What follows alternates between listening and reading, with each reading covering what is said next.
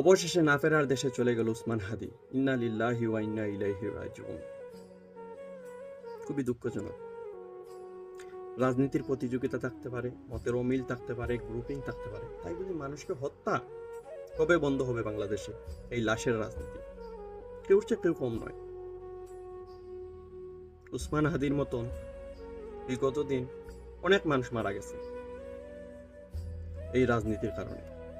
কিন্তু একটা জিনিস, আমি গতকালকে উসমান হাদির কিছু ভিডিও দেখছিলাম, দেখে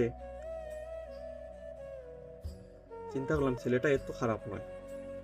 অন্যান্য রাজনীতিবিদ থেকে তার মন মানসিকতা অনেক ভালো। হয়তো রাজনীতির গ্রুপিং এর কারণে অনেক কিছু বলে ফেলে, হয়তো যে দলটাকে আমি সাপোর্ট করি সেদিক থেকে আমার খারাপ লাগে, কিন্তু অন্যান্য মানুষের চেয়ে সে অনেক ভালো।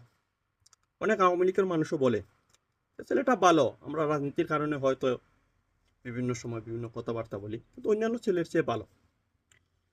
এই যে একটা রাজনীতি শুরু হবে না হাদিকে নিয়ে, দেখেন একটা কথা বলি, হাদিকে কিন্তু ইন্ডিয়ার চক্রান্তেও মারা হয় নাই, আওয়ামী লীগের চক্রান্তেও মারা হয় নাই।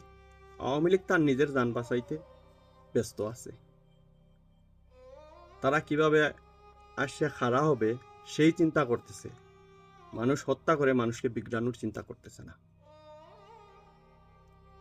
হাদিকে যে হত্যা করছে, যে গুলি চালাইছে, সে কিভাবে দেশের বাইরে চলে গেল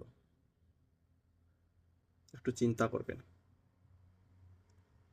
হত্যার সাথে সাথে তার ফটো ভিডিও হত্যাকারীর ভাইরাল হয়ে গেল, তারপর কিভাবে দেশের বাইরে চলে গেল একবার চিন্তা করবেন। এটা বাংলাদেশ, এখানে লাশের রাজনীতি হয়।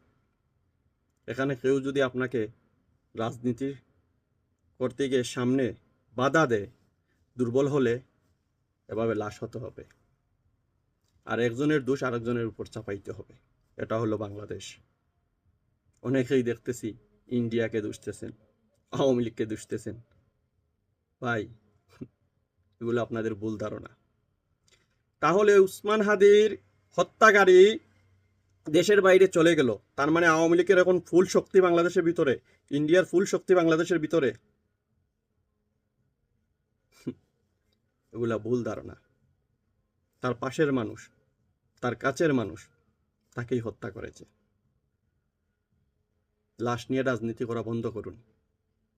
আর হাদিকে যদি এখন কোনো গ্রুপের বানান, কোনো দলের বানান, তাহলে তো হাদিকে নিয়েও তামাশা চলবে।